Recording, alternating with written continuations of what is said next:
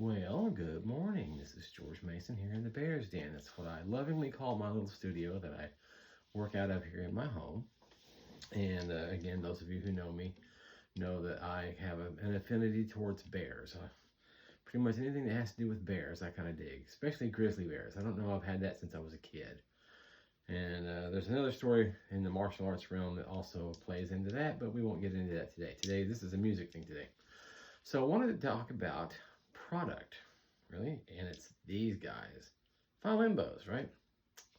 Now, any of you that play the violin know that the bow is a major component of your sound. And I got 4 different ones here. Well, I say 4 different ones. This one is a Coda Diamond. So Coda Bow is an interesting company. They're here in the United States. I think they're Minnesota, maybe. I should look that up so I'll be more accurate. But this is a Coda Diamond. I don't know if you can see that, it says diamond on there. And this particular model's been out for quite a while. I mean, they've been making them for a few years. And then they started making another one called the Luma. And you can see that one there, I think. The Luma. And so I've got 2 of these Lumas. Right, so yes, okay. Make sure I got the right ones in my hands. And in fact, what's funny about them, one's got a pearl slide, and the other one has some other kind of weird slide. I'm not sure what the difference on that is. It's just aesthetics, right? And then the last one here is the Cadillac of the Coda Bow company. This is the Marquis. It's like their top of the line. All right, so what's funny about it is, and of course the Marquis is going to be more expensive, and of course there's a lot of differences in some of the making of how they make it. The thing I find to be interesting though is that you'll hear all these different strange opinions about the physics of why this specific bow gives a better tone than that specific bow. And while there is a lot of physics involved in it, I think that this, of course, now this is my opinion, so take it with a major grain of salt, right? But I am a guy who's been playing the violin for a long time, right? And making my living at it for my entire life. So I've got a little bit of knowledge about it. So what I wanted to share with you was my thoughts on it. And I think that the camber, and of course I've got the video camera turned where it's not giving me the widest field of vision, but the camber is this arching that's in here, okay? And there's a bow in the bow, right? That's why they call it a bow. You can see how it dips closer together. The hair is closer together in the center. Let me loosen it a little bit so you can see that. Right, you can see that better. See how it's further out there, and then it gets closer, and then it gets further out again as it gets close to the frog here, right? Okay, so that big arch in the middle is called the camber, and the camber of the bow makes a lot of difference too. Now, your classic bows that were made since forever, I guess. At least the modern bow that we have now, the modern shape, has been around since Tort and Violin did their magic back in the mid to late 1800s. They were the guys that kind of changed it. The Baroque bows from the Baroque period of music arched in the opposite direction. So instead of having the camber go this way, it actually looked this way, more like you would see of a bow and arrow, right? And somebody figured out that you could get a lot more tension on the bow by having a reverse camber like what we have now, and at the same time, by having the reverse camber, you're able to control the bow a lot more. You have a lot more control of it. It doesn't spring out of your hands as bad, so you can get hair tension that you need to get the bow to respond, but you can also do it without so much, I guess, tension. How do I explain this?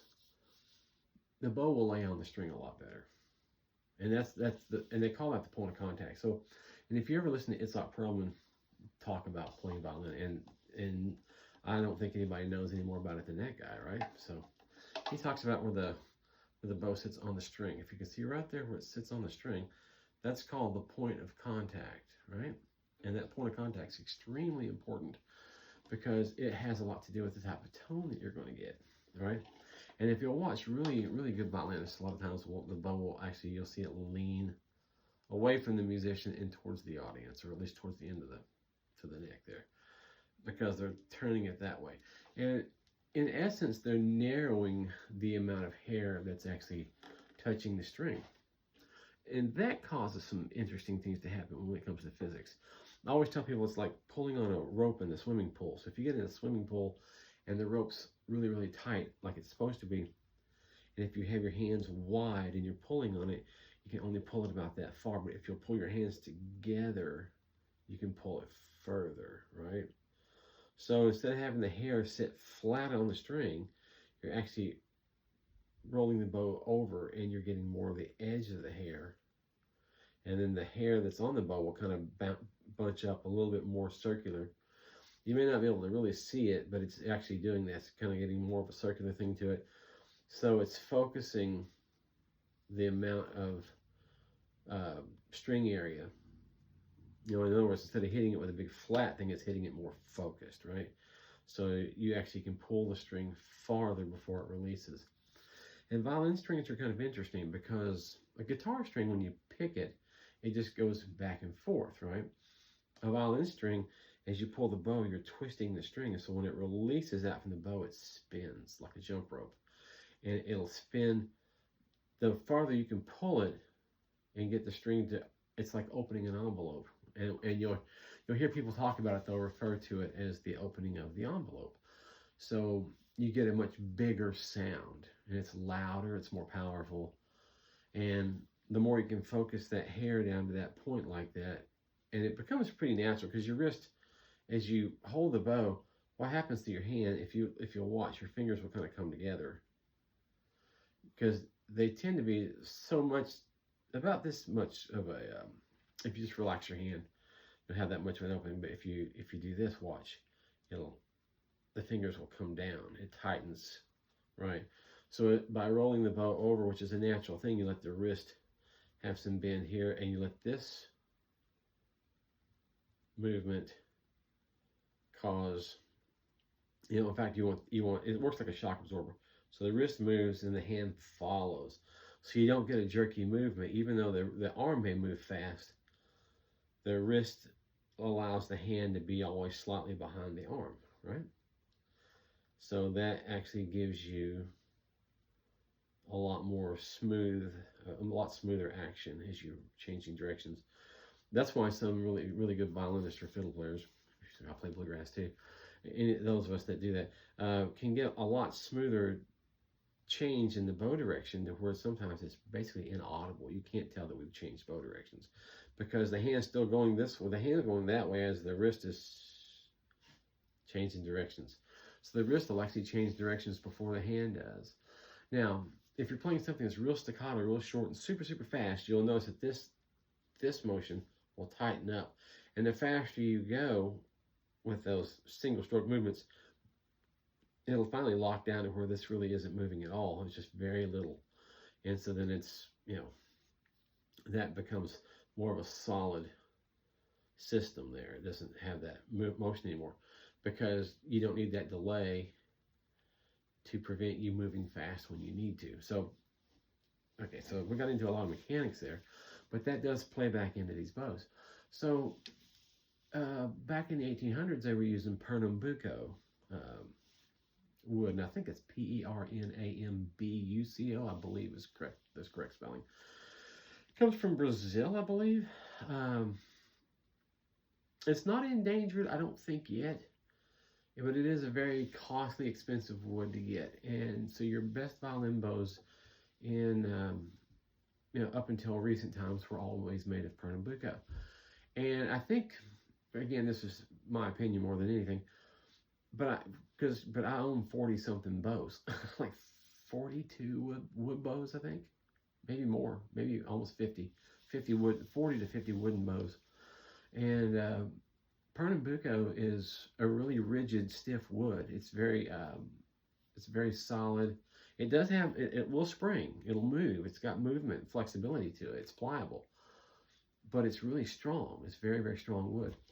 And because of its rigidity, it allows you to use less hair tension to get the hair off the stick. Okay, so again, so this is the stick, right? And so you'll see this is the screw on the end here that we tighten. So what you want to be able to do is you want to be able to get the hair off the stick to where when you're playing, the hair won't squash to run into the stick. You don't want that to happen, right? So you don't want it to bottom out. But you don't want to have to give it any more tension here than necessary to get that separation that you need, right? So what happens with that, and this gets interesting too, the hair, if it can be run looser, will allow the hair to actually kind of lay on the string. It'll get a bit of, you may not be able to see it, but it'll bend a little bit around the string. So instead of just grabbing like a tangent on a circle, like a ray across a circle. There's some geometry for you. Who said we would never use geometry again, right? When you graduate from school. All right, so instead of just pulling at that one spot, it's wrapping around it, so it's actually pulling a lot more surface area of the string. So the same amount of effort is actually getting a lot more movement from the string. And you get a warmer tone too. The tone warms up a lot whenever the hair is not quite so loose, or not so tight, excuse me. So looser hair equates with a warmer tone, but sometimes you want the brighter, edgier tone. Depends on what you're doing. You know, you can be playing a solo situation where you really want to cut through, right? Or you could be looking for a specific tone. Maybe you've got a dark toned violin and you want it to be a little bit brighter. So if you run the hair a little tighter, you'll get a bit of a brighter sound. But if you've got a really edgy violin, then you can run the hair looser and you can warm the tone up just a little bit. A lot of things like that. So let's get back to the bows. Now all four of these bows, these are all really, really good bows. And I've gotten to where I really prefer, it is a personal preference, but I prefer the new carbon fiber. These are all carbon fiber bows.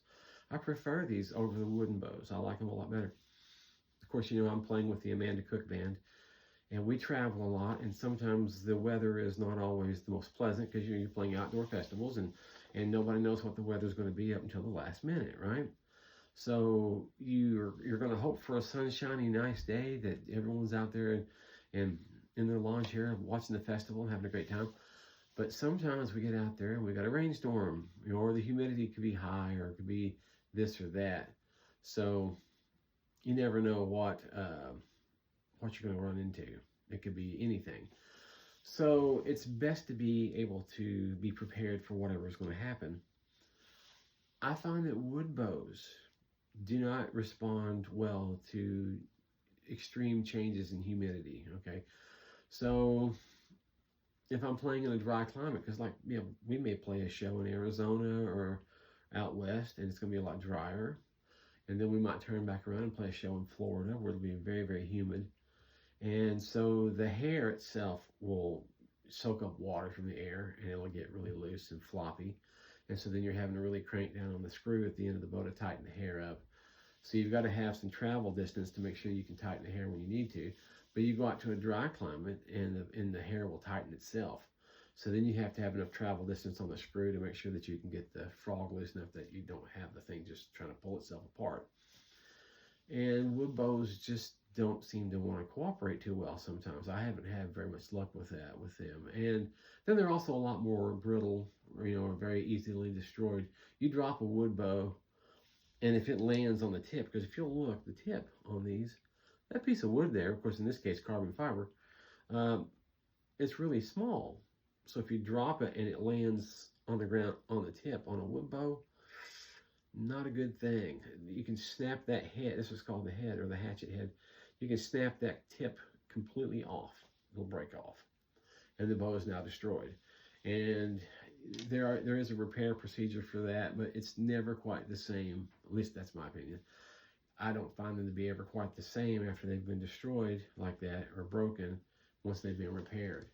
so they don't respond the same, and the bow is never quite what it once was. And I don't think I can ever say that I've seen one improve from being broken and fixed. I can't say that it hasn't happened, but it's not likely going to happen, right? So back to these.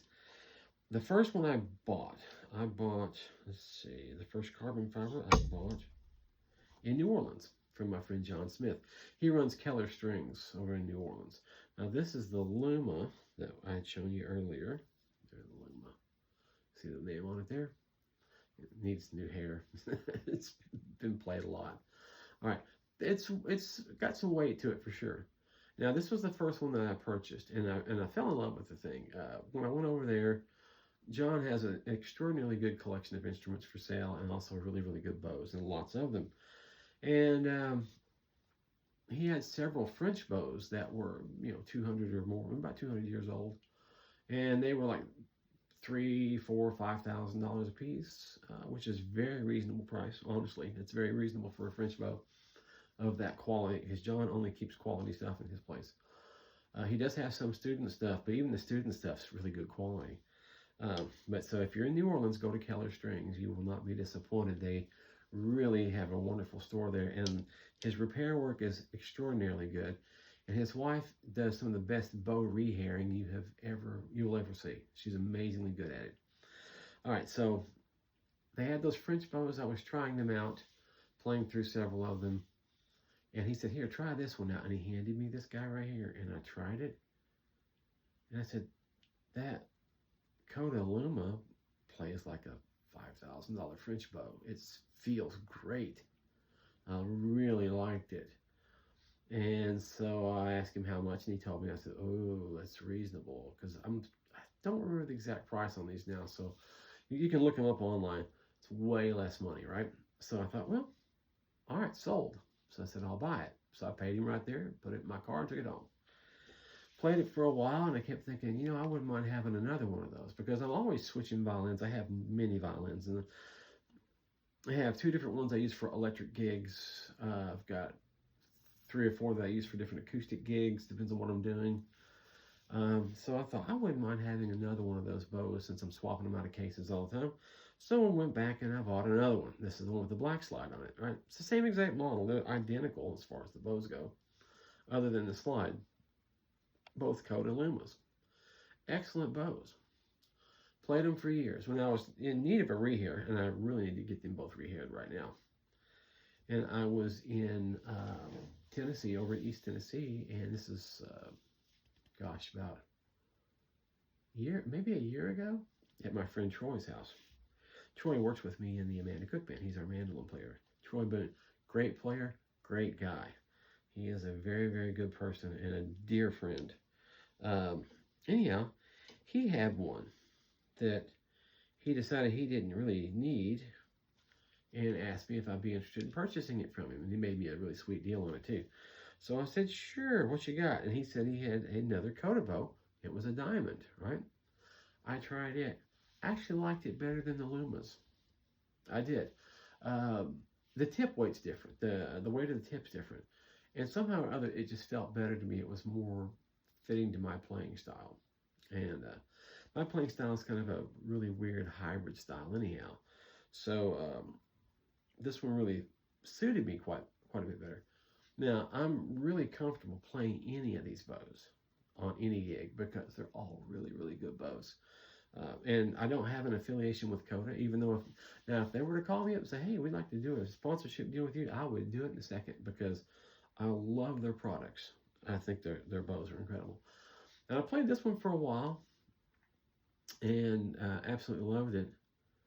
And then and this is, blessings that come our way when we don't least expect them. My buddy Jay, let's see, I spent, if you know me, you know that I spent 6 years playing with the Osmond brothers, Alan Wayne Merrill, Jay, and then Jimmy Osmond. I worked with him. Of course, that's brothers of Donnie and Marie Osmond, right? And we would work with them on occasion. They were there for TV filmings and whatever we did.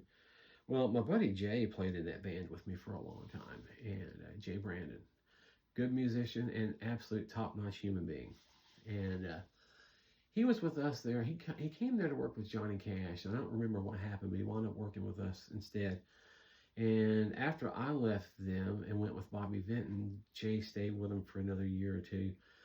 And then Jay went with Mickey Gilley and was with Gilley for like 15 or 20 years, a long time, up until Gilley had passed away. And Jay's currently working with Mo Bandy. So he's out there still doing it, you know. And but he had been doing some fiddle work, even though now, Jay's one of those guys that can play any instrument you put in front of him. Primarily a saxophone player, but also good on flute, clarinet, piano, guitar. He started playing violin all the time too with Gilley, and so he's now working for Mo, playing piano for Mo. And he said, well, because I don't think I need this really nice bow I've got anymore. He says, I'm not even using it. So he shows up at my house one day. He says, hey, I want to show you something. And he shows me this Coda Marquis, which is absolutely the best violin bow I've ever pulled across a string. And he hands it to me. He says, check that out. And I said, this thing's remarkable. He says, good, because it's yours. So he gave it to me. I was kind of in shock, honestly. I thought, well, what a nice thing to do. And it wasn't even Christmas. It wasn't a Christmas or a birthday. It's just a good friend, you know, taking care of another good friend. So I really appreciated that. And of course, now that I've got this one, I absolutely love it, you know. And so it is definitely my pick of the 4 bows. So in the order of the way I like them, I like the Marquis best, but I like the Diamond, this one, next. This is my second choice. And then the Lumas are my last choice. But the Lumas have a specific thing they work really, really good for, because the weight differential on them is a little bit different for playing an electric violin, which is, if you don't know about it, it's a way different thing. And if you do know about it, you'll realize that there's not really any way of explaining it much unless somebody just plays and they have to try it and see. But playing an electric gig's different, in a bow with a different weight distribution and a camber being a little bit different, it's actually more appropriate for electric instruments. But this, I mean, they'll all work for any of them, but I like the Lumas for playing electric. But this Marquis for playing classical violin and for playing even the bluegrass gigs, it's fabulous, right? And the thing I like about it the most is on it. It's a little bit different. So let me show you this. There's a diamond weave pattern in the diamond bow and also in the Lumas. I don't know if you probably can't see that, but there's the carbon fiber is actually woven kind of like this, or maybe it's kind of like, you know, it's kind of woven together like a mat. And on the Marquis, it's not. Marquis, it's all just one straight sheet to the end. So the way it reacts is different, and it's a lot more alive. It's springier, it's got a lot more life to it.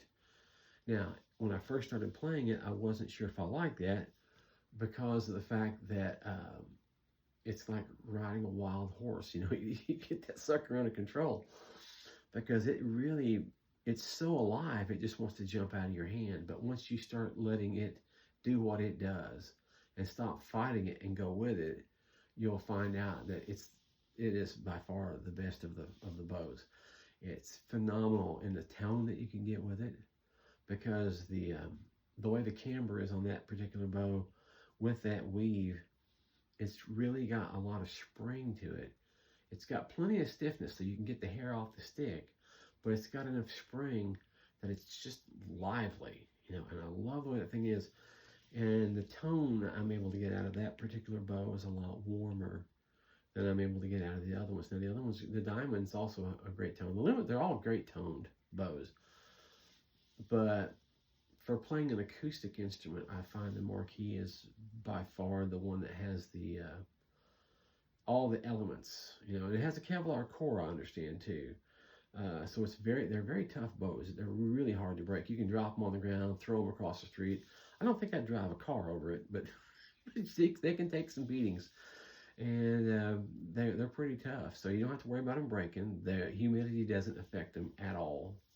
It affects the hair on any bow, but not too drastically, actually. And so But the Luma, they're a little on the pricey side. They're not horribly pricey. I think they're 13 or 1400, something like that. And I think you can get the upgraded one that has all the bells and whistles. I'm thinking I saw it for sale for like 1700.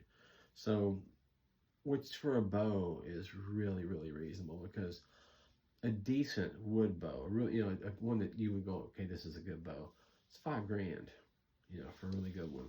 So, and if you want to buy a really upper end bow, you can get $20,000-$30,000. Well, there's no $20,000 bow out there that I've ever had my hands on that plays any better than that marquee does right there. That thing is fabulous. So, I'm just basically, I call it a public service announcement if you want to, but I'm just sharing with you my personal experience as a player that the marquee bow is by far as good as any bow out there. I mean, yeah, I think you would be hard pressed to beat it. I think the carbon fiber science is great, and of course now, I mean, granted, this violin is a really, really good violin. It does have a really good tone, but if you listen.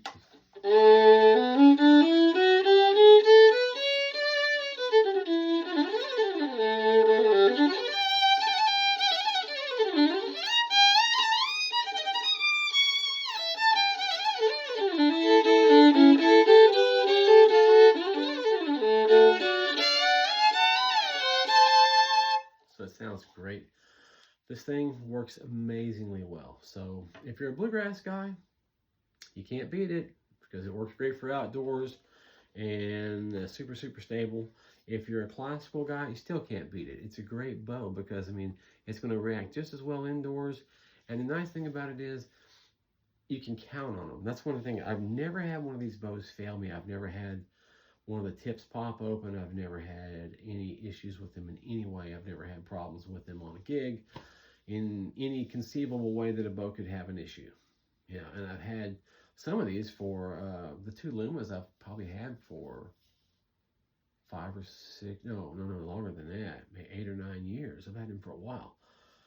And so I think they're pretty amazing. So I'm just going to recommend them to you. All right. And that's it for my announcement today from the Bear's Den about the product. And again, I'm not sponsored by these guys, although if they want to sponsor me, I'd let them, because I believe in their product, So, all right, y'all have a great day, and we'll talk to you next time.